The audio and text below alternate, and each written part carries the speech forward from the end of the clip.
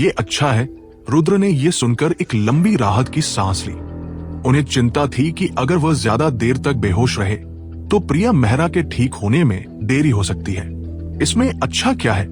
क्या तुम जानते हो कि अगर मिस्टर प्रदीप की लाइफ रिवाइवल पिल नहीं होती तो तुम जाग नहीं पाते? ईशा ने बेप्सी से कहा। मिस्टर प्रदीप। रुद्र ने ये नाम सुनकर हैरान रह गए।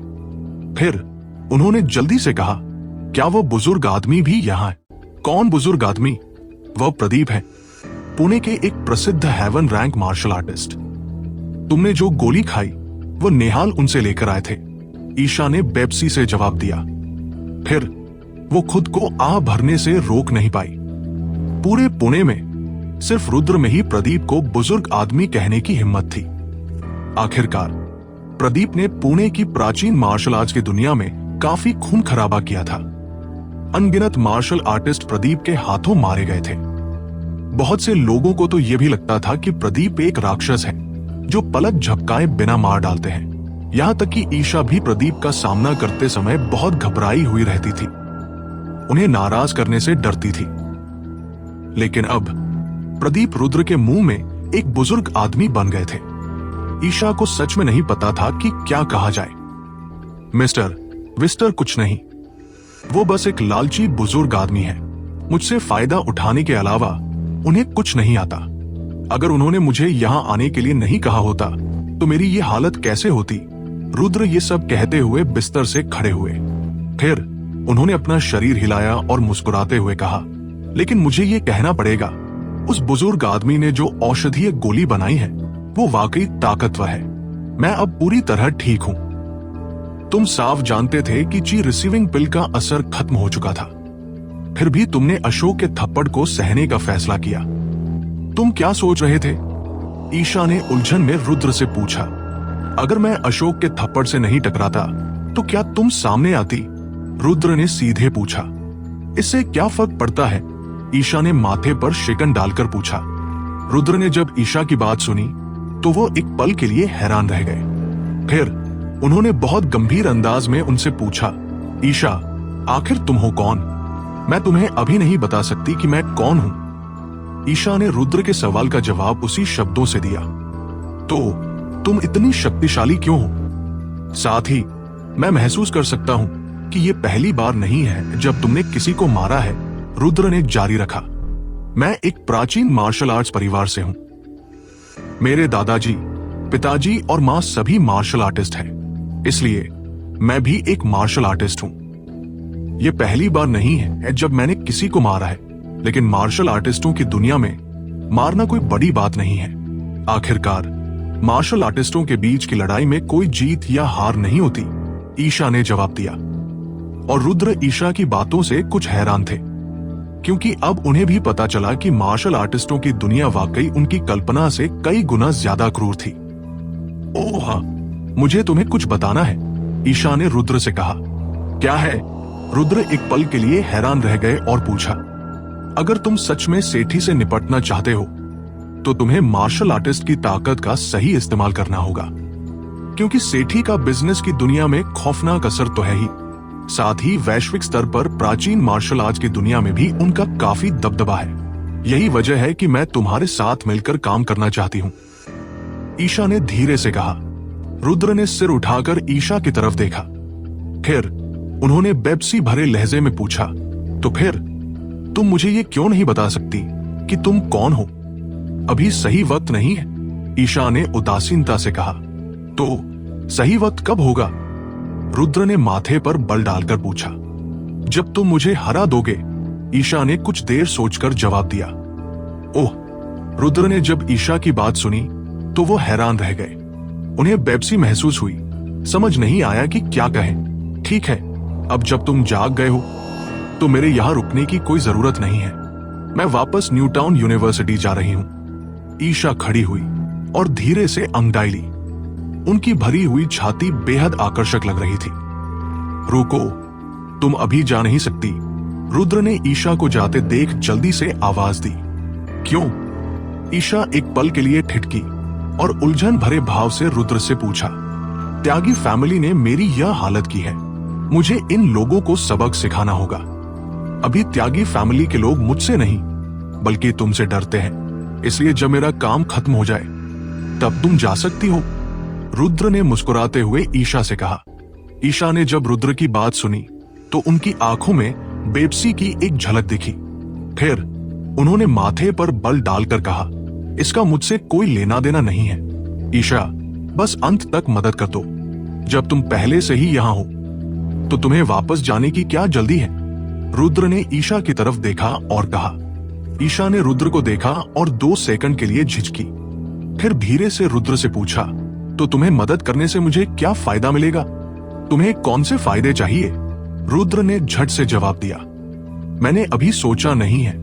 ऐसा करते हैं, तुम मुझसे एक और वादा करो।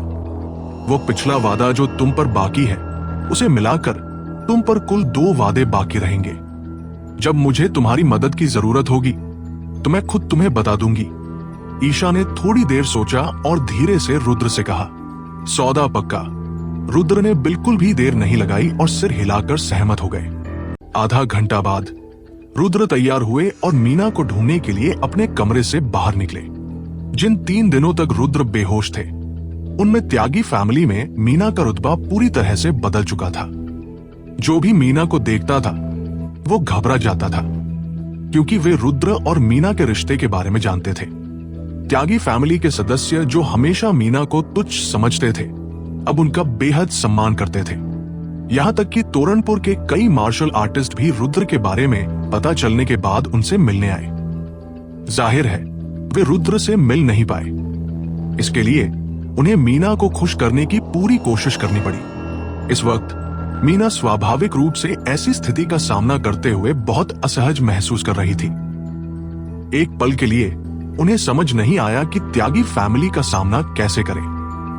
आखिरकार त्यागी फैमिली के सदस्य जो मीना से बड़े थे वे भी मीना का बहुत सम्मान कर रहे थे। जहां तक ईशा द्वारा अशोक और अरुणेश को मारे जाने की बात थी, इससे मीना पर कोई असर नहीं पड़ा, क्योंकि मीना को इन दोनों से कोई लगाव नहीं था। और अगर ये दोनों मीना पर शादी करने का दबाव नहीं डालते तो वह त्यागी फैमिली को नहीं छोड़ती और उनके माता पिता को अलग थलग और अपमानित नहीं होना पड़ता। इस तरह मीना को न केवल इन दोनों से कोई लगाव नहीं था बल्कि उन्हें थोड़ी नफरत भी थी।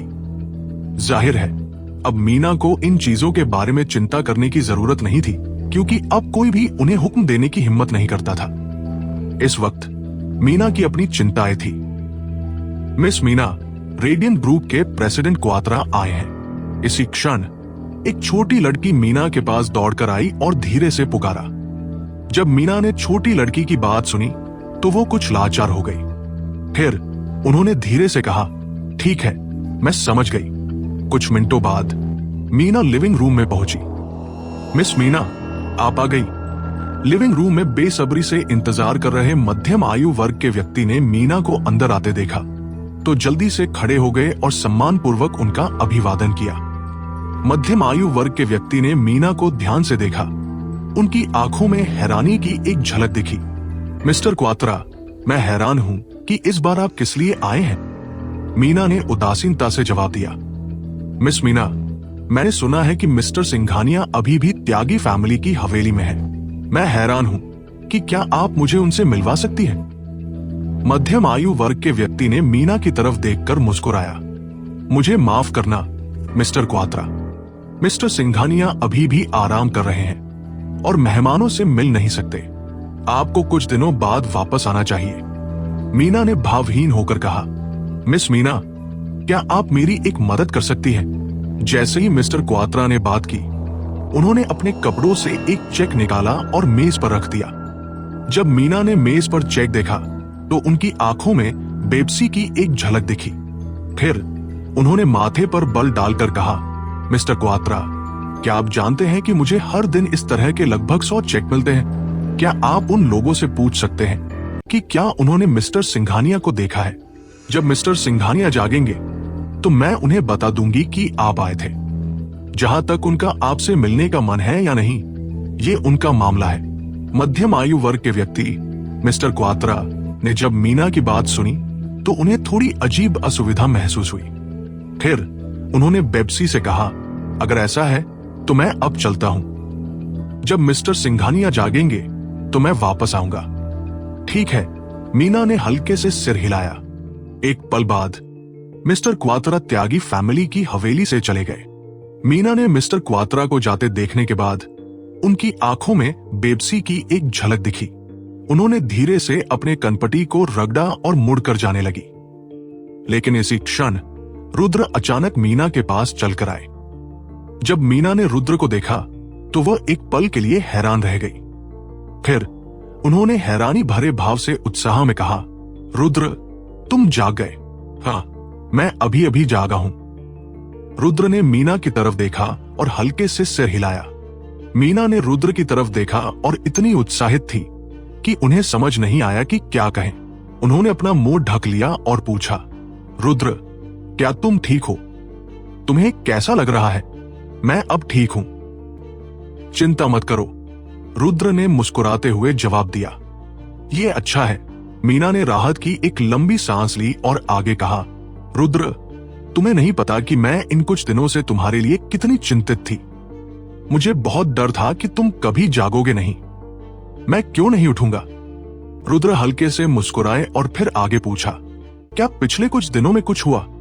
कुछ खास नहीं हुआ, बस बहुत सारे दुकान मालिक और मार्शल आर्टिस्ट आपको ढूंढने आए थे।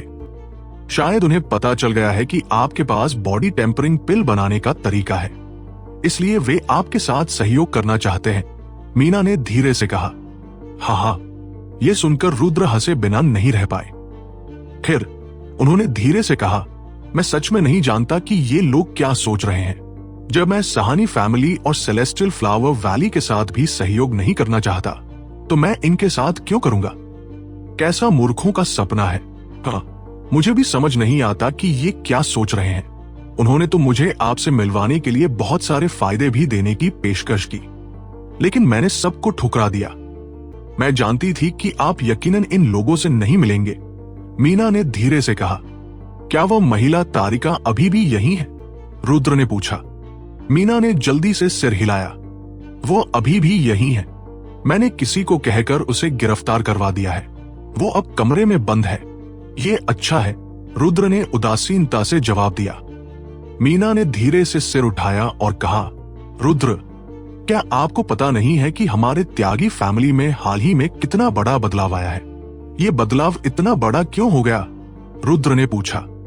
अब त्यागी फैमिली में हर कोई मुझे आपकी औरत मानता है, इसलिए उनका रवैया मेरे प्रति बहुत बदल गया है। जो लोग पहले मुझे नीचा दिखाते थे, वे अब मेरे लिए बहुत आदर दिखाते हैं। इसके अलावा कंपनी में मेरे माता पिता का दर्जा भी काफी बढ़ गया है। मेरे पिताजी अब कंपनी के वाइस प्रेसिडेंट हैं। ये सारे बदलाव शायद आपकी वजह से आए हैं। मीना ने फुसफुसाते हुए कहा। क्या ये अच्छा नहीं है? रुद्र ने मुस्कुराते हुए कहा। ये अच्छा तो है, लेकिन हम दोनों का तो कोई रिश्ता ही नहीं है। मुझे इस तरह थोड़ी असहजता महसूस हो रही है। मीना ने रुद्र की तरफ देखा। वह जानती थी कि रुद्र उन्हें उस तरह से पसंद नहीं करते थे। रुद्र ने यह सब दया और सहानुभूति में किया था, इसलिए उन्हें इस स्थिति को लेकर थोड़ी असहजता हो रही थी। तुम्हें ज्यादा सोचने की जरूरत नहीं है। जब तक मैं कुछ नहीं कहता, वे यही समझेंगे कि तुम मेरी प्रेमिका हो। इस तरह भविष्य में कोई भी तुम्हें परेशान करने की हिम्मत नहीं करेगा। अब तुम जो चाहो कर सकती हो। तुम्हें दूसरों की राय की चिंता करने की जरूरत नहीं है। रुद्र एक पल के लिए रुके और फिर आगे बोले, वैसे अगर तुम्हें भविष्य में कोई और पसंद आता है तो तुम सीधे उससे शादी कर सकती हो। मुझसे पहले चर्चा करने की जरूरत नहीं है। मीना ने बेप्सी में रुद्र की तरफ देखा। सच कहूं तो मीना रुद्र को बताना चाहती थी कि वही वो शख्स है जिसे वह सच में पसंद करती है, और वही है जिनसे वह शादी करना चाहती है। हालांकि मीना यह भी जानती थी कि रुद्र जिसे पसंद करते हैं वो नहीं है। वो रुद्र के लायक थी ही नहीं। शायद मैं अपनी पूरी जिंदगी में फिर कभी किसी और आदमी से प्यार नहीं कर पाऊंगी। मीना ने मन ही मन सोचा। उन्होंने जोर से कुछ नहीं कहा। इस वक्त उनमें अपने मन की बात कहने की हिम्मत नहीं थी। ओह, मुझे तुमसे कुछ और बात करनी है, रुद्र ने धीरे से कहा। रुद्र की बात सुनकर मीना थोड़ी हैरान रह गई। फिर उन्होंने धीरे से रुद्र से पूछा, क्या है? मैं चाहता हूं कि तुम त्यागी कॉरपोरेशन की जनरल मैनेजर बनो और भविष्य में त्यागी फैमिली को संभालने में मेरी मदद करो। तुम्हारा क्या ख्याल है? क्या? जब मीना ने रुद्र की बात सुनी तो उनकी आंखें अविश्वास से खैल गई। मैंने कहा कि तुम त्यागी कॉरपोरेशन की जनरल मैनेजर बनो, रुद्र ने उदासीनता से दोहराया। हालांकि मैं उनके साथ सीधे तौर पर कुछ नहीं कर सकता, मैं उन्हें इतनी आसानी से छोड़ूंगा भी नहीं। मैं बाद में एक मीटिंग रखूंगा जहां मैं तुम्हें त्यागी कॉरपोरेशन का जनरल मैनेजर बनाऊंगा, ताकि भविष्य में तुम त्यागी फैमिली की मुखिया बन सको। आखिरकार पूरे त्यागी फैमिली में तुम इकलौती हो जिस पर मैं भरोसा कर सकता हूं। पर मुझे चिंता है कि शायद मुझ में क्षमता नहीं है। मैंने पहले कभी कोई कंपनी नहीं संभाली, और क्या त्यागी फैमिली इसके लिए राजी होगा भी? मीना ने परेशानी से पूछा। तुम्हें उसकी चिंता करने की जरूरत नहीं है, वे यकीनन विरोध नहीं करेंगे। जहां तक कंपनी संभाले की बात है, मैं तुम्हारी मदद के लिए किसी को ढूंढूंगा ताकि तुम जल्द से जल्द कंपनी के मामलों को संभालना सीख सको, रुद्र ने धीरे से कहा। लेकिन मीना ने रुद्र की तरफ देखा, उनका भाव अभी भी थोड़ा झिझक भरा था। कोई लेकिन नहीं, मुझे भरोसा है कि तुम इसे अच्छी तरह से कर सकती हो, रुद्र ने दृढ़ता से कहा। मीना 2 सेकंड के लिए झिझकी और फिर धीरे से सिर हिलाते हुए बोली, ठीक है, जब आपको मुझ पर भरोसा है तो मैं कोशिश करने को तैयार हूं। अच्छा, रुद्र ने आगे कहा, अब जाओ और त्यागी फैमिली के सब लोगों को बुला लाओ, मैं उन्हें इस बारे में बताऊंगा। ठीक है, मीना ने सिर हिलाया और चली गई। इस छोटी लड़की के मन में तुम्हारे लिए खास भावनाएं हैं। मीना के जाते ही ईशा रुद्र के पास आई और मुस्कुराते हुए उनसे यह कहा। रुद्र ने जब ईशा की बात सुनी तो उन्होंने सिर घुमाकर उनकी तरफ देखा। उन्होंने बेपसी में कहा, मुझे यकीनन पता है कि उसके मन में मेरे लिए क्या भावनाएं हैं, लेकिन मेरे दिल में अब सिर्फ एक ही इंसान है। मेरे मन में किसी और महिला के लिए कोई विचार नहीं है, इसलिए मैं बस उम्मीद कर सकता हूं कि वो मुझे जल्द से जल्द भूल जाए। किसी को भूलना इतना आसान होता है क्या? ईशा ने अपने हाथ से अपना गाल सहारा दिया और धीरे से आह भरी। रुद्र ने जब ईशा की बात सुनी तो वो एक पल के लिए हैरान रह गए। फिर उन्होंने मुस्कुराते हुए पूछा, आपकी बातों से तो ऐसा लगता है कि आप भी किसी ऐसे शख्स को नहीं भूल पाई हैं। ऐसा कोई नहीं है जिसे मैं भूल न पाऊं। मैं तो बस टीवी सीरियल देखती हूं और जानती हूं कि जो महिलाएं प्यार में होती हैं, उनके लिए किसी को भूलना बहुत मुश्किल होता है, ईशा ने उदासीनता से कहा। हाँ हाँ, रुद्र बेपसी में मुस्कुराए और कुछ और नहीं बोले। आधे घंटे बाद त्यागी फैमिली के सभी लोग हवेली के लिविंग रूम में इकट्ठा हो गए। हालांकि रुद्र को यह उम्मीद नहीं थी कि श्वेत भी वहां आ जाएंगे। रुद्र ने उदासीनता से उनकी तरफ देखा और कुछ नहीं कहा। वो इस तरह के इंसान पर समय बर्बाद नहीं करना चाहते थे। क्या सब लोग यहाँ आ गए? रुद्र ने मीना की तरफ मुड़कर धीरे से पूछा। हाँ, वे सब आ गए हैं, मीना ने जल्दी से जवाब दिया। ठीक है, रुद्र ने सिर हिलाया और भावहीन होकर त्यागी फैमिली की तरफ देखा। जब सब यहाँ, तो मैं आपसे मुआवजे के बारे में बात करता हूं। जब त्यागी परिवार ने रुद्र की बातें सुनी तो वे तुरंत समझ गए कि उनका क्या मतलब था। उन्हें पता चल गया कि रुद्र अब हिसाब किताब बराबर करने वाले हैं। मिस्टर सिंघानिया, ये त्यागी परिवार की गलती है। बस आप हमें बता दीजिए कि आपको क्या मुआवजा चाहिए। जब तक ये हमारी सीमा में होगा, हम जरूर पूरी कोशिश करेंगे। शाश्वत त्यागी एक समझदार व्यक्ति थे। वह जानते थे कि रुद्र उन्हें आसानी से छोड़ने वाले नहीं हैं। इसलिए अब सबसे अच्छा तरीका यही था कि रुद्र को कुछ मुआवजा दिया जाए और इस मामले को यहीं खत्म किया जाए। अशोक त्यागी के मारे जाने के बाद त्यागी परिवार के पास अब रुद्र के साथ बातचीत करने का भी अधिकार शायद नहीं बचा था। इसलिए रुद्र जो भी प्रस्ताव रखते, उन्हें मंजूर करना ही एकमात्र रास्ता था। ठीक है, जब आपने खुद ही कह दिया है तो मैं बात को घुमाऊंगा नहीं। मुझे जो मुआवजा चाहिए वो बहुत सरल है। आज से आपका परिवार और त्यागी कॉरपोरेशन मुझे शेयरों का 50% हिस्सा मुआवजे के तौर पर देंगे, रुद्र ने शांत लहजे में कहा। जब त्यागी परिवार ने रुद्र की बातें सुनी तो वे चौंक गए। उनमें से कुछ गुस्से में थे, जबकि कुछ ने सिर झुका लिया और एक शब्द भी कहने की हिम्मत नहीं की। शेयरों का 50% श्वेत ने हंसते हुए व्यंग्य किया और चिल्लाकर कहा, रुद्र, क्या तुम पागल हो गए हो? हम तुम्हें शेयरों का 50% हिस्सा क्यों दें? आप लोग अभी भी यहां बैठकर मेरी बात सुन सकते हैं, लेकिन अशोक त्यागी और अरुणेश त्यागी नहीं सुन सकते। रुद्र ने सीधे जवाब दिया। रुद्र की बातें सुनकर श्वेत तुरंत दंग रह गए। उन्होंने अत्यंत गुस्से भरे भाव से रुद्र को घूरा, लेकिन कुछ कहने की हिम्मत नहीं की। आखिरकार ईशा, वह महिला शैतान, इस समय रुद्र के बगल में थी। अगर उन्होंने ईशा को नाराज कर दिया तो हो सकता है वह उन्हें मार ही डाले। कैसा लगा? क्या 50% शेयर ठीक है? जब रुद्र ने देखा कि श्वेत चुप है तो उन्होंने दबाव डाला। इस पल एक मध्यम आयु के व्यक्ति ने भौहें सिकोड़ी और धीरे से कहा, मिस्टर सिंघानिया, शेयरों का 50% थोड़ा ज्यादा है, तो 60% कर दो। रुद्र ने थोड़ी देर सोचने के बाद कहा।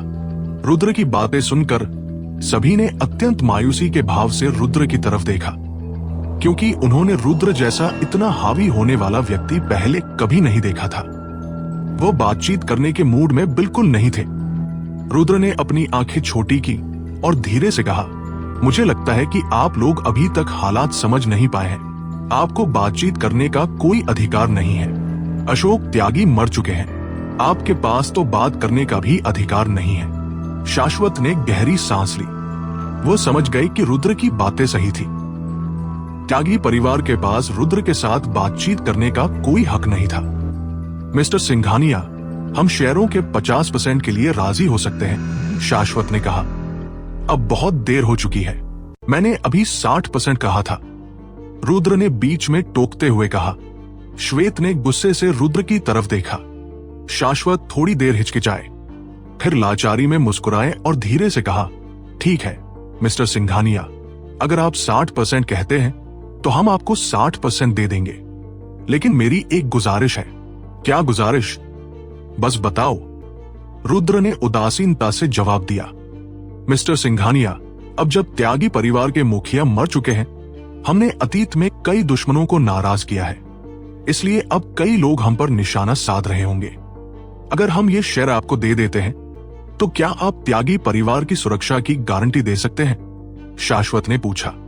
उसकी चिंता मत करो, आखिरकार त्यागी परिवार के हित मेरे भी हित है, इसलिए मैं आपकी सुरक्षा करूंगा। जब तक मैं रुद्र यहां हूं, कोई भी त्यागी परिवार को छूने की हिम्मत नहीं करेगा, रुद्र ने जवाब दिया। ये अच्छी बात है, ये अच्छी बात है। जब शाश्वत ने रुद्र की बातें सुनी तो उनके चेहरे का भाव काफी हल्का हो गया और उन्होंने जल्दी से सिर हिलाया। आखिरकार भविष्य में त्यागी परिवार की शांति के बदले 60% शेयर देना कोई बुरा सौदा नहीं था। अगर त्यागी परिवार को नया समर्थक नहीं मिलता तो उनकी संपत्ति को तोरणपुर के बड़े परिवार कम समय में ही हड़प लेते। अगर ऐसा होता तो उनकी हालत दयनीय हो जाती। ठीक है, चूंकि आप इस मामले पर सहमत हो गए हैं तो मैं आपको दूसरे मामले के बारे में बताता हूं, रुद्र ने धीरे से कहा। मिस्टर सिंघानिया, कृपया आगे बढ़े, शाश्वत ने जल्दी से कहा। दरअसल दूसरी बात बहुत सरल है, मैं अपने सभी 60% शेयर मीना को देने जा रहा हूं, इसलिए आज से मीना त्यागी कॉरपोरेशन की चेयरमैन और त्यागी परिवार की मुखिया होंगी। रुद्र ने हल्के से कहा। मैं सहमत नहीं हूं, श्वेत ने उत्साह में चिल्लाया। आखिरकार श्वेत को सबसे ज्यादा चिंता त्यागी परिवार के मुखिया के पद की थी। उन्होंने मूल रूप से सोचा था कि अशोक त्यागी के मरते ही वो तुरंत त्यागी परिवार के मुखिया बन जाएंगे। आखिरकार परिवार अब नेतृत्वहीन था। शाश्वत को व्यवसाय की कोई परवाह नहीं थी। अब श्वेत के लिए सबसे अच्छा मौका था। हालांकि श्वेत ने कभी नहीं सोचा था कि रुद्र मीना को त्यागी परिवार का मुखिया बनाना चाहेंगे। वो इस पल निश्चित रूप से सहमत नहीं होंगे। रुद्र ने श्वेत को देखा और शांत ढंग से पूछा, क्या तुम्हारे सहमत न होने का कोई फायदा है? जब श्वेत ने रुद्र की बातें सुनी तो वो तुरंत दंग रह गए। उन्होंने रुद्र को हैरानी से देखा और कुछ नहीं कहा। रुद्र ने भावहीन होकर कहा, अब त्यागी परिवार के 60% शेयर मेरे हाथों में है। मैंने मीना को त्यागी परिवार का मुखिया बनाया है। मैंने आप लोगों को यहाँ इस मामले पर चर्चा करने के लिए नहीं बुलाया था, बल्कि आप लोगों को सूचित करने के लिए बुलाया था। समझ गए? समझ गए। त्यागी परिवार को इससे कोई फर्क नहीं पड़ा कि परिवार का मुखिया कौन था।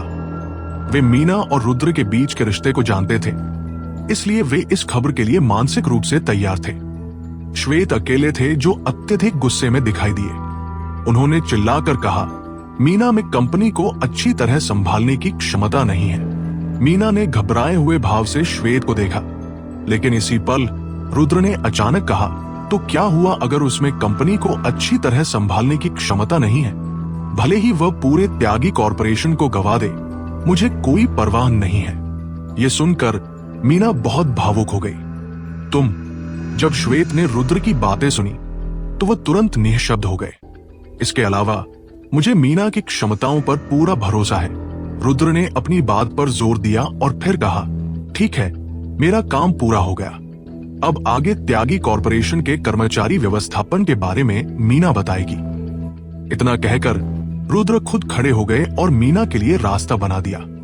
मीना ने थोड़ा हिचकिचाया और फिर कमरे के बीच में आकर कर्मचारियों के स्थानांतरण की घोषणा की। हालांकि उन्हें कंपनी चलाना नहीं आता था, पर वह त्यागी परिवार को बहुत अच्छी तरह जानती थी। उन्हें किसी और से बेहतर पता था कि किसका इस्तेमाल किया जा सकता है और किसका नहीं। रुद्र ने आगे क्या हुआ इस पर ज्यादा ध्यान नहीं दिया, इसलिए वह ईशा के साथ लिविंग रूम से बाहर निकल गए। लिविंग रूम से बाहर आने के बाद ईशा ने मुड़कर रुद्र की तरफ देखा और फिर धीरे से कहा, ठीक है, मेरा काम पूरा हो गया है। क्या मैं अब वापस जा सकती हूँ? मेरा इरादा सेलेस्टियल फ्लावर वैली जाकर कुछ औषधीय जड़ी बूटियां ढूंढने का है। अगर तुम्हारे पास करने के लिए कुछ नहीं है तो तुम मेरे साथ क्यों नहीं चलती? रुद्र ने मुस्कुराते हुए ईशा से कहा, क्या पता तुम सेलेस्टियल फ्लावर वैली को कब ढूंढ पाओगे। मेरा मन तुम्हें जड़ी बूटियां ढूंढने में साथ देने का नहीं है। अगर मैं ज्यादा देर के लिए दूर रही तो हो सकता है कि मैं स्कूल को अपनी गैरहाजिरी समझा न पाऊं। ईशा ने उदासीनता से कहा, अगर तुम नहीं जाना चाहती तो मत जाओ। तुम स्कूल की बात क्यों कर रही हो? अगर तुम 6 महीने तक क्लास नहीं जाओगी तभी प्रिंसिपल तुम्हारी खिलाफ कुछ करने की हिम्मत नहीं करेंगे। रुद्र ने बेपसी में कहा, मुझे तो बस चिंता है कि मेरे छात्र मुझे याद करेंगे। ईशा ने अति आत्मविश्वास से जवाब दिया। फिर उन्होंने अपने कपड़ों से एक चीनी मिट्टी की बोतल निकाली और धीरे से कहा, ये मिस्टर प्रदीप की ची प्राप्त करने वाली गोलियां हैं। कुल 3 गोलियां हैं। इनका इस्तेमाल सोच समझ कर करना। ये बुढ़ा इतना कंजूस क्यों है? हर बार मुझे कुछ ही ची गोली देता है। क्या ये थोड़ी ज्यादा नहीं दे सकता? रुद्र ने बेप्सी में चीनी मिट्टी की बोतल ले ली। ची प्राप्त करने वाली गोली बनाना इतना आसान नहीं है जितना तुम सोचते हो। मिस्टर प्रदीप भी एक बार में सिर्फ 3 ही बना सकते हैं और एक गोली को बनाने में आधे महीने से ज्यादा समय लगता है। कितने लोग इसे पाने का सपना देख सकते हैं? ईशा ने बेप्सी में रुद्र से कहा, क्या ये चीज इतनी कीमती है? रुद्र ने हैरानी में ईशा से पूछा, तुम्हें क्या लगता है? ईशा अपनी आंखें घुमाने से खुद को रोक नहीं पाई। फिर उन्होंने कहा, तुम्हें पता होना चाहिए कि सिर्फ एक बॉडी टेम्परिंग पिल ही उन मार्शल आर्टिस्ट को पागल करने के लिए काफी है। ची प्राप्त करने वाली गोली का मूल्य बॉडी टेम्परिंग पिल से 100 गुना ज्यादा है। खुद ही सोच लो। रुद्र ने ईशा की बात सुनने के बाद वो बेहद हैरान थे। उन्हें सच में नहीं पता था कि ची प्राप्त करने वाली गोली इतनी कीमती थी। ठीक है, देर हो रही है, मुझे भी वापस जाना है। ईशा ने धीरे से रुद्र को हाथ हिलाया, फिर मुड़ी और हवेली से बाहर चली गई। रुद्र ने ईशा की पीठ को देखा और थोड़ी देर के लिए हिचकिचाए और फिर धीरे से पुकारा, इस सब के लिए शुक्रिया। ईशा ने उनकी बात सुनने के बाद मुड़कर रुद्र की तरफ देखा। उन्होंने हैरानी भरे हाव भाव से कहा, मुझे उम्मीद नहीं थी कि तुम सच में शुक्रिया कहोगे। रुद्र ने ईशा की तरफ देखा और बिना कुछ कहे मुस्कुराए।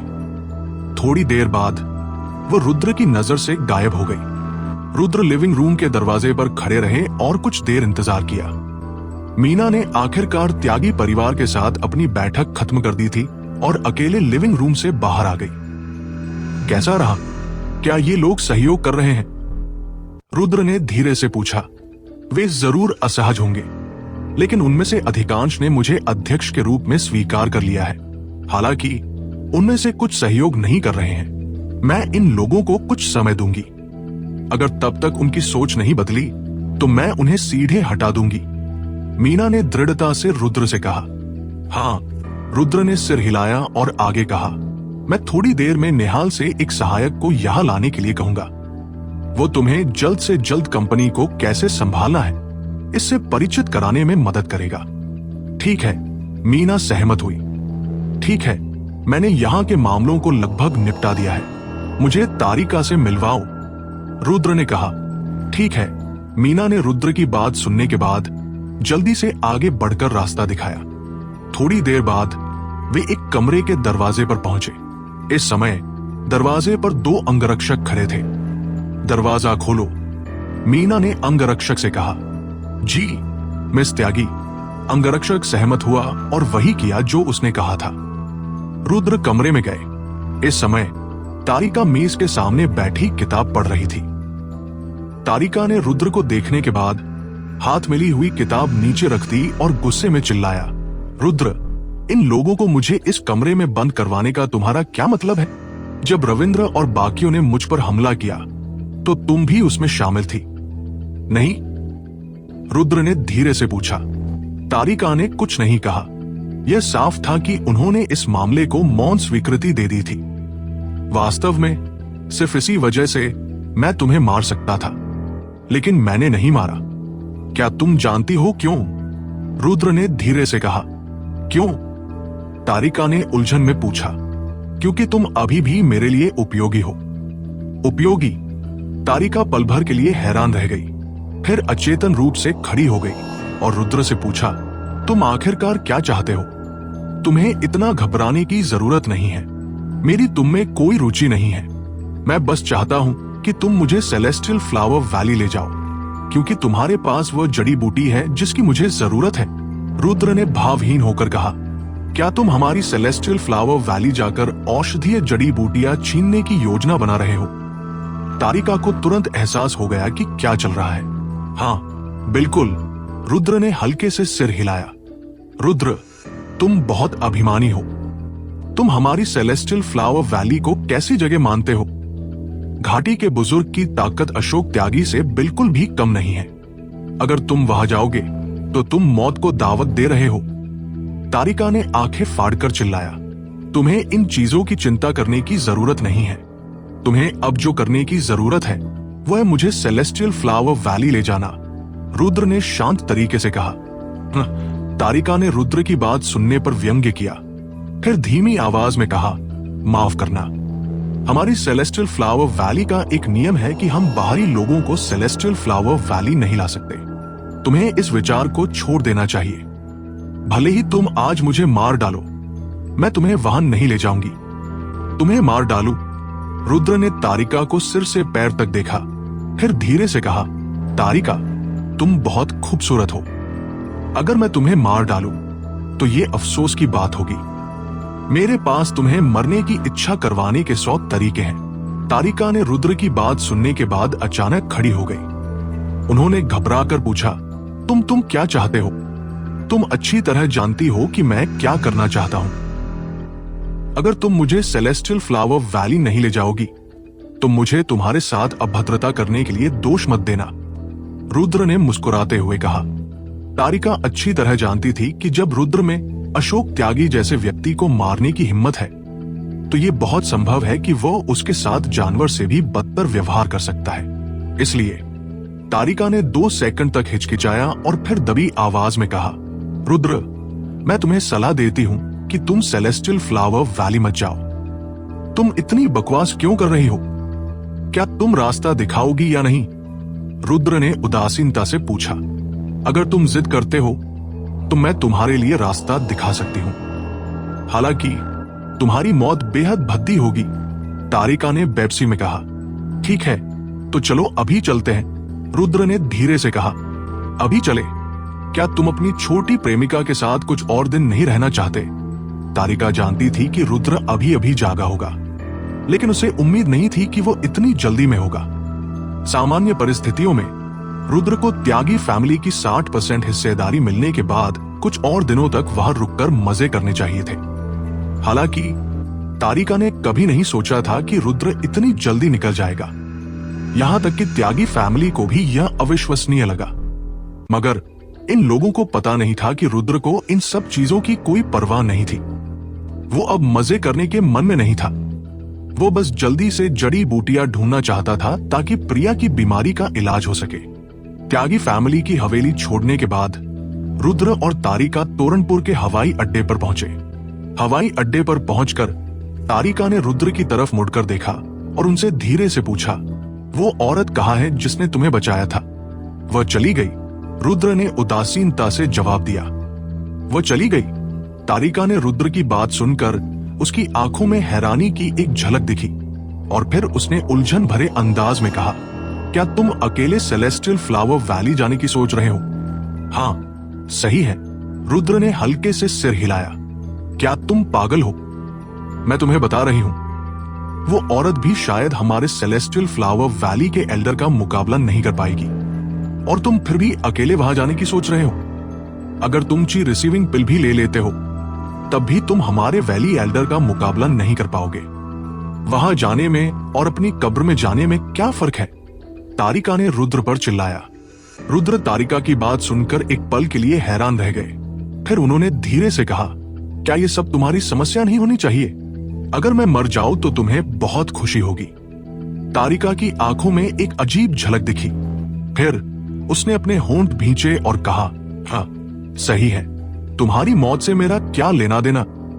बेहतर है कि तुम मर जाओ। रुद्र मुस्कुराए और कुछ नहीं कहा। तारिका एक पल के लिए हिचकिचाई, फिर जारी रखा, ओह रुद्र, क्या तुम्हें पता है कि त्यागी फैमिली के पास कितना पैसा है? तुम इस मौके का फायदा उठाकर कुछ पैसे क्यों नहीं निकाल लेते? अभी चले जाना तुम्हारे लिए सच में शर्म की बात है। मैंने पहले ही त्यागी फैमिली की 60% हिस्सेदारी ले ली है, रुद्र ने जवाब दिया। लेकिन तुमने वो सारी हिस्सेदारी अपनी प्रेमिका को दे दी। तुम्हें खुद कुछ नहीं मिला, है ना? मुझे पैसे की कमी नहीं है, नहीं मुझे इसमें दिलचस्पी है, रुद्र ने समझाया। ये पहली बार है जब मैंने किसी को ये कहते हुए सुना है कि उन्हें पैसे में दिलचस्पी नहीं है। तारिका बेपसी में मुस्कुराई। रुद्र ने तारिका की तरफ मुड़कर देखा, फिर धीरे से कहा, जब तुम सच में अमीर हो जाओगी तो तुम्हें पता चलेगा कि पैसा इस दुनिया में सबसे बेकार चीज है। बहुत सी समस्याएं हैं जो पैसों से हल नहीं हो सकती, ये सच है। तारिका ने हल्के से सिर हिलाया और जारी रखा, तुम्हारे पास अभी पैसा है, तब भी तुम उन औषधीय सामग्रियों को नहीं खरीद पाओगे जिनकी तुम्हें जरूरत है। वैसे तुम उन्हें क्यों ढूंढ रहे हो? किसी को बचाने के लिए, रुद्र ने धीरे से कहा। किसे बचाना है? तारिका ने जोर दिया। रुद्र एक पल के लिए झिझके और बोलने ही वाले थे, लेकिन इस वक्त उनका फोन अचानक बजने लगा।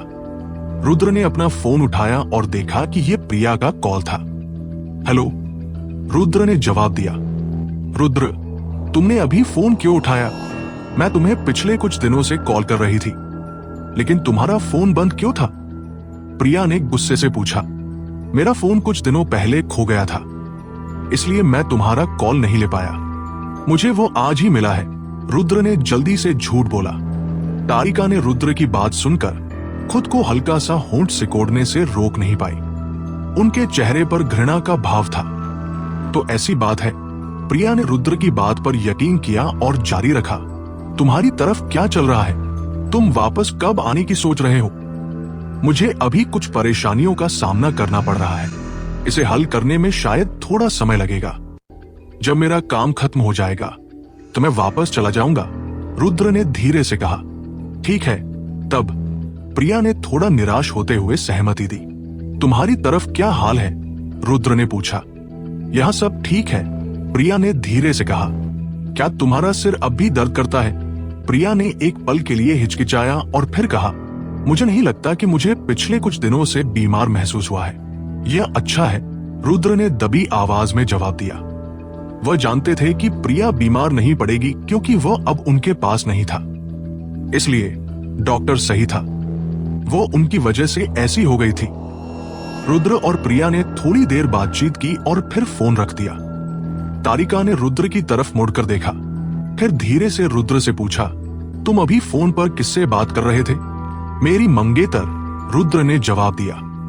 ओह, तारिका एक पल के लिए हैरान रह गई और फिर जारी रखा, तुम ये जड़ी बूटियां अपनी मंगेतर के लिए इकट्ठा कर रहे हो, है ना?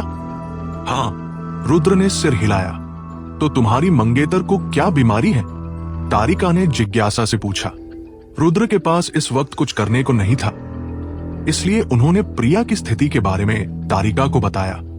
तारिका ने प्रिया के बारे में सुनकर उसकी आंखों में बेबसी की एक झलक दिखी। इस वक्त उन्हें अचानक लगा कि रुद्र काफी दयालु है।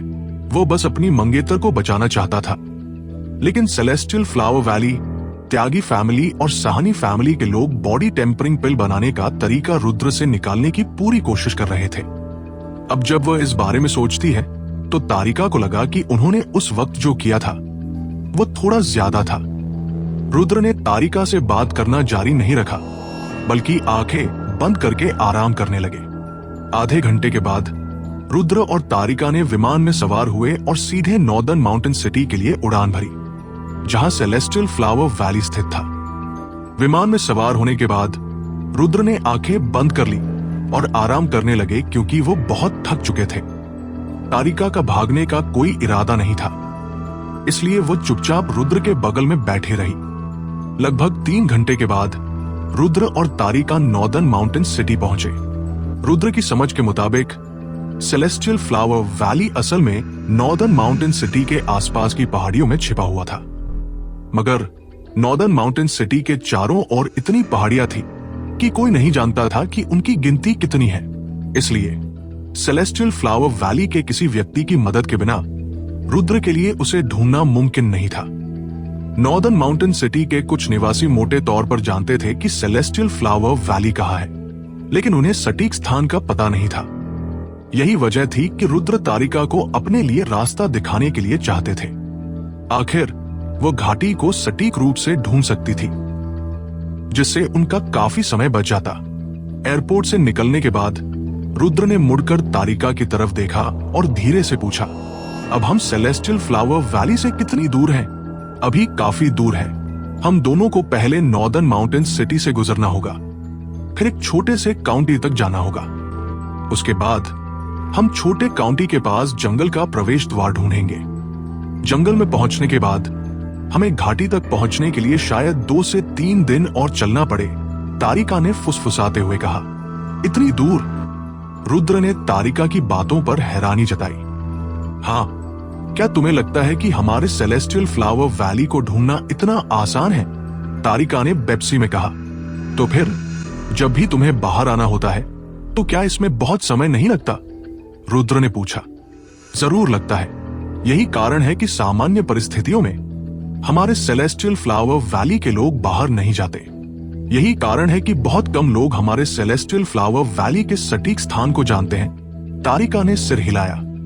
ठीक है, चूंकि सेलेस्टियल फ्लावर वैली इतना दूर है तो हम दोनों को जल्दी करनी चाहिए, रुद्र ने धीरे से कहा। जल्दी करनी चाहिए?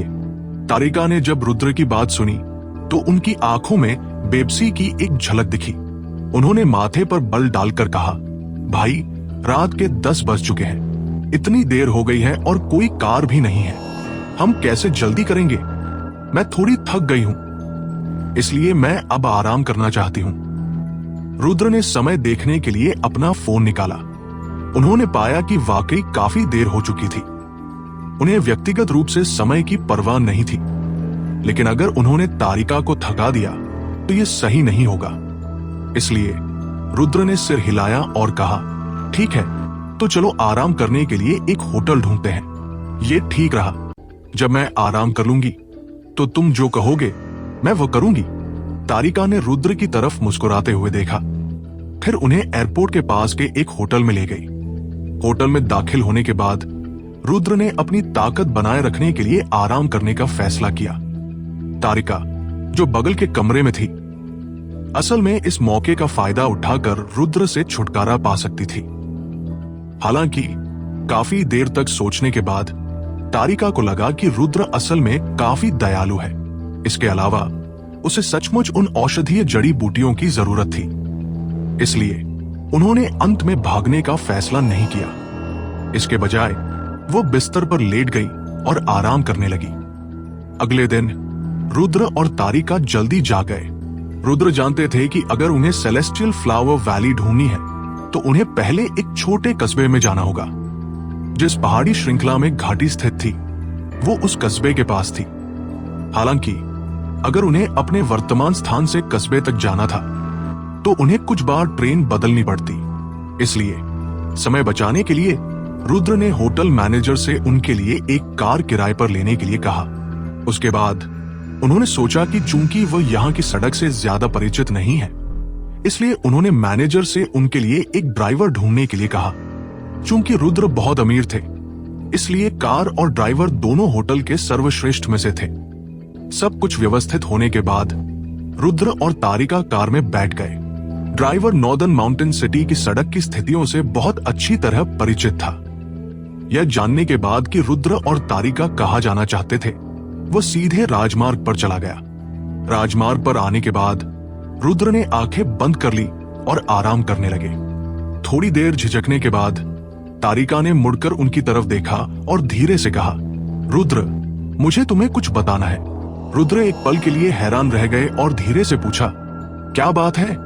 देखो, मुझे असल में लगता है कि तुम काफी दयालु हो। इसके अलावा तुम पर हमला करना हमारे सेलेस्टियल फ्लावर वैली की गलती थी, इसलिए मैंने इस बार तुम्हारी मदद करने का फैसला किया है। तारिका ने धीरे से कहा, मेरी मदद? तारिका की बात सुनकर रुद्र हैरान रह गए। फिर उन्होंने माथे पर बल डालकर पूछा, तुम मेरी मदद कैसे करने की सोच रही हो? जब हम सेलेस्टियल फ्लावर वैली पहुंच जाएंगे तो तुम्हें जल्दबाजी में कुछ नहीं करना चाहिए। मैं घाटी के बुजुर्ग से मिलूंगी और उन्हें स्थिति समझाऊंगी। फिर मैं घाटी के बुजुर्ग को तुम्हें उन औषधीय जड़ी बूटियों को देने के लिए समझाऊंगी जिनकी तुम्हें जरूरत है। जाहिर है, घाटी के बुजुर्ग अपनी कुछ शर्तें भी रख सकते हैं। तारिका ने धीरे से कहा, दया की भीख मांगने की कोई जरूरत नहीं है। अगर तुम्हारा सेलेस्टियल फ्लावर वैली समझदार है तो यह स्वाभाविक रूप से सबसे अच्छा होगा अगर तुम मुझे सीधे औषधीय सामग्री दे दो। अगर वो मुझे नहीं देंगे तो मैं उन्हें छीन ही सकता हूं। रुद्र ने शांत होकर कहा, क्या तुम पागल हो? क्या तुम्हें पता है कि हमारे घाटी के बुजुर्ग ब्लैक रैंक से भी ज्यादा ताकतवर है? वो महिला अभी तुम्हारे साथ नहीं है और अगर तुमने कुछ भी किया तो तुम मर जाओगे। तारिका ने बेबसी में रुद्र पर चिल्लाया, तुम्हें इस मामले की चिंता करने की जरूरत नहीं है, मेरे पास अपने तरीके हैं। रुद्र ने हल्के से कहा, तुम? रुद्र के रवैया को देखकर तारिका बोल नहीं पाई। उन्होंने मुड़कर खिड़की के बाहर के नजारे को देखा। उनसे बात करना जारी नहीं रखना चाहती थी। तारिका की नजर में रुद्र सिर्फ अव्यावहारिक थे। हालांकि उनके अहंकार ने उन्हें नहीं शब्द कर दिया था, पर उन्होंने सोचा कि रुद्र की वर्तमान स्थिति का काफी कुछ उनसे जुड़ा हुआ था। आखिरकार अगर सेलेस्टियल फ्लावर वैली और त्यागी फैमिली के बीच समझौता नहीं हुआ होता तो ये सब नहीं होता। इसलिए कुछ सेकंड के लिए झिझकने के बाद तारिका ने मुड़कर धीरे से कहा, रुद्र, मुझे तुम्हें सेलेस्टियल फ्लावर वैली के बारे में बताने दो। रुद्र ने तारिका को उदासीनता से देखा और फिर पूछा, तुम इतनी दयालु क्यों हो रही हो? तुम इतने कृतज्ञ क्यों हो? तारिका ने होक फुलाए और कहा, मैं मानती हूं कि मैंने तुमसे बॉडी टेम्परिंग पिल पाने के लिए कुछ घटिया तरीके इस्तेमाल किए। हालांकि मैं तुम्हें मारना नहीं चाहती थी, मैं सिर्फ वो गोली चाहती थी। अब जब मुझे पता है कि तुम्हें ये सामग्री अपनी मंगेतर को बचाने के लिए चाहिए तो मैं तुम्हारी कुछ मदद करना चाहती हूं। अगर तुम्हें सचमुच इस मदद की जरूरत नहीं है तो बस भूल जाओ कि मैंने कुछ कहा। हाँ। रुद्र ने तारिका को एक फीकी मुस्कान के साथ देखा और फिर भावहीन होकर कहा, क्या तुम कह रही हो कि तुम्हें आखिरकार अपनी अंतरात्मा मिल गई है? माफ करना, मेरी अंतरात्मा है, तुम्हारी तरह नहीं जो अंधाधुंध काटता है। तारिका ने नाराजगी से चिल्लाया।